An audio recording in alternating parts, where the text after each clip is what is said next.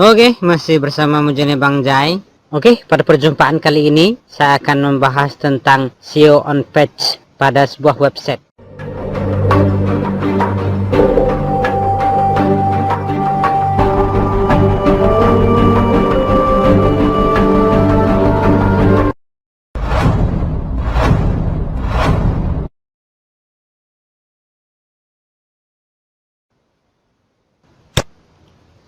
Seperti kita ketahui, video on page sangat diperlukan sekali untuk website kita. Jadi jika kita seorang blogger, mau tidak mau kita harus menerapkan SEO di dalam website kita atau di dalam blog kita. Kenapa? Karena tanpa kita mempelajari SEO atau menerapkannya pada website kita, maka website kita akan sulit untuk mendapatkan pengunjung. Salah satu cara mendapatkan pengunjung adalah dengan cara website kita tampil pada halaman pencarian atau mesin pencarian apapun itu, mesin pencari Google, Yahoo, dan mesin pencari lainnya, terutama Google. Dengan hadirnya website kita pada halaman pertama ataupun halaman kedua, terutama halaman pertama, maka mudah bagi kita untuk mendapatkan pengunjung. Karena salah satu untuk mendapatkan pengunjung, website kita nangkring di halaman pertama mesin pencari. Oleh karena itu kita berusaha untuk bagaimana caranya website kita atau blog kita muncul di halaman pertama mesin pencari. Lalu pertanyaannya, bagaimana caranya website kita bisa muncul di halaman pertama Google ataupun mesin pencari lainnya? Caranya adalah kita terapkan SEO on page dan SEO off page. Apa itu SEO on page? SEO on page adalah penerapan SEO yang kita lakukan pada website kita itu sendiri. Jadi kita menerapkan SEO di dalam website kita. Sedangkan off page adalah kita menerapkan SEO di luar dari website kita. Sebenarnya banyak. Bagaimana caranya kita mencari pengunjung agar supaya website kita banyak pengunjungnya? Tidak hanya SEO saja, tetapi yang lainnya juga. Ada juga kita memakai iklan Google AdWords atau Facebook Ads atau Instagram Ads, dan masih banyak cara yang lainnya. Cuma di sini kita akan membahas tentang SEO saja. Oke, langsung saja kita bahas bagaimana caranya.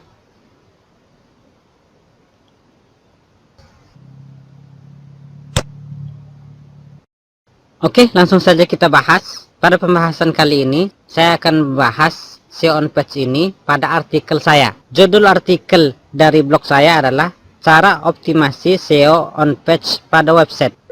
Oke, langsung saja. Yang pertama kali yang harus kita perhatikan dalam SEO on page adalah yaitu artikel yang berkualitas atau konten yang berkualitas. Contohnya seperti ini. Misalnya pada artikel ini 10 smartphone terbaik tahun 2017. Ini kita atur terlebih dahulu SEO on page-nya. Untuk jumlah kata yang ada di dalam SEO on page itu minimal 300 kata. Itu minimal. Maksimalnya terserah, cuma lebih baik 1000 sampai 2000 kata. Lebih dari itu lebih baik, tidak ada masalah. Rata-rata dari artikel yang masuk pada halaman pertama adalah 1000 sampai 2000 kata. Kemudian yang harus kita perhatikan adalah paragrafnya jangan terlalu panjang seperti ini. Ini paragrafnya tidak terlalu panjang. Begitu pula kalimatnya tidak terlalu panjang, cukup 1 koma atau 2 koma saja, jangan lebih dari itu. Karena jika lebih dari 2 koma apalagi sampai 3, maka para pengunjung akan bingung. Untuk paragrafnya kalau bisa jangan lebih dari 3, tapi jika misalnya dia 4 tidak ada masalah. Itu untuk artikelnya. Buatlah artikel di mana kita bisa memberikan solusi kepada orang lain dan memberikan manfaat kepada orang lain. Jangan membuat artikel yang terlalu panjang tetapi penjelasannya muter-muter tidak jelas. Kita hanya mencari panjang dari kata-kata saja. Katanya misalnya 1000, 2000 sampai 2000, tetapi itu tidak jelas. Penuhi kebutuhannya sesuai dengan kebutuhan dari artikel tersebut. Artikel yang berkualitas adalah di mana artikel tersebut berbobot, detail, lengkap, dan memberikan solusi serta manfaat bagi para pengunjung. Itu yang terpenting. Selanjutnya adalah pada bagian judul. Kita buat judul yang semenarik mungkin, tetapi tidak menjebak orang lain. Maksudnya adalah membuat judul yang sangat fantastis, tetapi tidak sesuai dengan isi artikel. Itu menjebak orang lain namanya. Oh no! Buatlah judul yang semenarik mungkin, yang membuat orang lain untuk mengklik artikel kita pada mesin pencari. Kemudian selanjutnya adalah themes atau template. Templatenya tidak perlu terlalu norak, tidak perlu terlalu ngejreng sehingga pengunjungnya melihatnya saja sudah silau. Justru jika terlalu norak, maka pengunjung merasa risih. Contohnya saja template saya ini. Jadi simple, nggak terlalu norak, mudah diakses pula. Kita pasang sosial media agar artikel kita mudah untuk dibagikan. Selanjutnya adalah loading website. Jadi diperlukan dalam website atau blog loading yang cepat. Supaya website bisa cepat, yang harus kita lakukan adalah jangan banyak menginstal plugin. Terlalu banyak menginstal plugin juga akan melambatkan website. Install plugin sekedarnya saja, sesuai dengan kebutuhan blog kita. Maksimal plugin yang harus kita install adalah 20 saja. Jadi plugin yang harus kita install adalah di bawah 20. Yang kedua adalah jangan menginstal template terlalu banyak. Install saja template yang akan kita pakai. Yang ketiga, pasang iklan sesuai kebutuhan. Pasang iklan sekedarnya saja, jangan terlalu banyak. Tidak perlu di setiap pojok website ada. Itu justru akan memberatkan website atau blog. Oh no! Kemudian selanjutnya adalah gambar pada website. Pasanglah gambar sesuai dengan kebutuhan website kita. Tidak perlu banyak-banyak. Pakailah gambar sewajarnya saja, sesuai dengan kebutuhan artikel kita. Jika dia terlalu banyak, maka akan memberatkan website. Selanjutnya yang memberatkan website adalah terlalu banyak pernak-pernik di bagian sidebar. Misalnya kalender, jam, slideshow, gambar, dan lain sebagainya. Selanjutnya adalah tidak usah terlalu banyak pemasangan script pada website kita. Pasang sesuai dengan kebutuhan saja. Oke, pembahasan selanjutnya adalah kita bahas keyword yang ada di dalam website. Kata kunci yang ada dalam website, kita cari kata kunci yang singkat dan tepat. Maksudnya tepat di sini adalah kata kunci tersebut banyak dicari oleh orang lain, kata kunci tersebut populer, tetapi persaingannya rendah. Kemudian kita cari yang singkat. Kenapa harus singkat? Supaya kita bisa memaksimalkan kata kunci kita di dalam website kita. Untuk jumlah kata kunci yang ada di dalam website kita, namanya keyword density. Keyword density adalah kepadatan kata kunci yang ada di dalam artikel kita. Misalnya seperti artikel ini, 10 smartphone terbaik tahun 2017. Maka kita mengambil kata kuncinya adalah smartphone terbaik, sehingga jumlah yang akan kita terapkan pada artikel menjadi maksimal. Untuk kepadatan kata kunci idealnya adalah 2-3%, maksimalnya 5%. Kemudian yang kita atur selanjutnya SEO on page adalah URL-nya. Misalnya seperti ini URL-nya. Jadi yang kita jadikan URL hanya smartphone terbaik. Yang kita jadikan permaling atau URL-nya smartphone terbaik.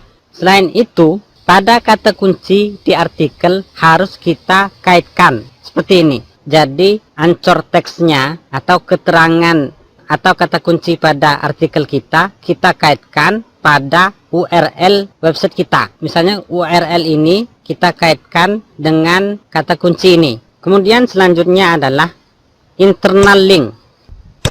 Internal link adalah pengkaitan antara artikel satu dengan artikel yang lainnya.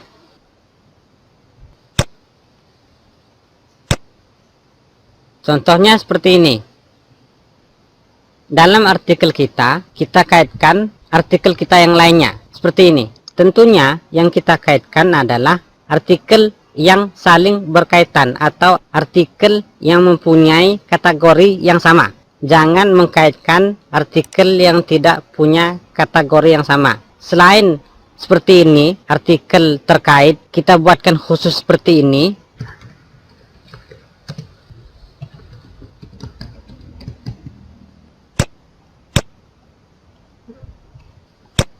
Kita juga membuat internal link yang ada dalam artikel seperti ini.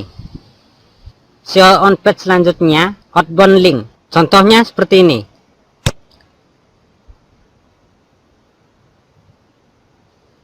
Ini dia. Outbound link adalah link artikel website lain yang kita letakkan di website kita. Selanjutnya adalah meta deskripsi. Untuk meta deskripsi sudah kami jelaskan pada video sebelumnya. Judulnya tentang SEO akan kami cantumkan di bawah ini. Kemudian selanjutnya adalah subheading. Subheading atau subjudul diperlukan dalam artikel. Misalnya seperti ini. Dalam satu artikel diperlukan 3 subjudul. 3 itu idealnya. Ideal dalam satu artikel. Dan dianjurkan ada kata kuncinya atau ada keywordnya. Selanjutnya yang harus kita perhatikan adalah gambar yang ada di dalam artikel. Di dalam artikel diperlukan gambar seperti ini dan ditanamkan di dalamnya kata kunci, dan juga telah kita jelaskan di SEO. Linknya ada di bagian deskripsi. Kemudian selanjutnya adalah untuk maksimalkan SEO on page harus ada tag pada artikel. Kita optimasi tag pada artikel. Contohnya seperti ini.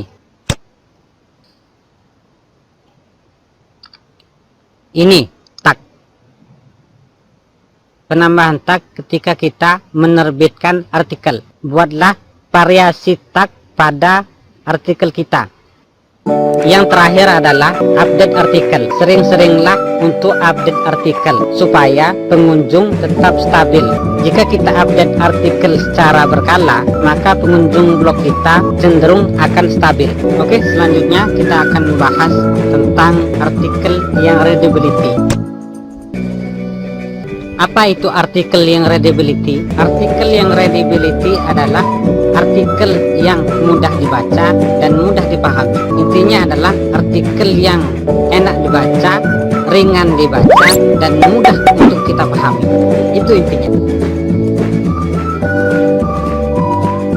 Untuk artikel yang readability ini ada pada plugin SEO. Oke, langsung saja kita bahas. Yang pertama adalah subheading. Di dalam artikel harus ada subheadingnya, seperti yang telah saya jelaskan tadi, bahwa di dalam artikel harus ada subheading atau subjudul. Karena menurut dari plugin SEO, artikel yang setelah 300 kata ada subheadingnya, maka artikel tersebut mudah untuk kita pahami. Jika lebih dari itu, maka kita akan kebingungan apa poin dari artikel tersebut. Jadi harus dipecah-pecah dengan subheading atau dengan subjudul.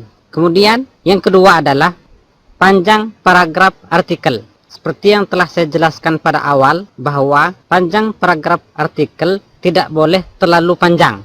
Jika terlalu panjang, lebih dari 4 baris atau lebih dari 3 baris, maksimal 4 baris, maka dia akan terlihat menumpuk dan orang yang membacanya tidak nyaman melihat paragraf yang terlalu panjang seperti itu.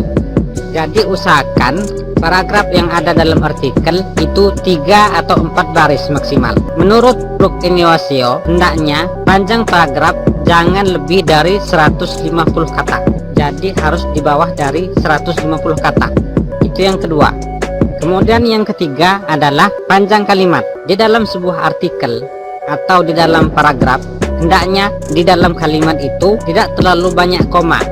Maksimal 2 koma saja. Jika lebih dari 2 koma, maka orang cenderung akan bingung. Oh, no. Atau menurut dari plugin SEO, hendaknya kalimat yang ada di dalam artikel atau dalam paragraf hendaknya tidak lebih dari 20 kata. Jika terlalu panjang, maka kita sulit untuk mencernanya.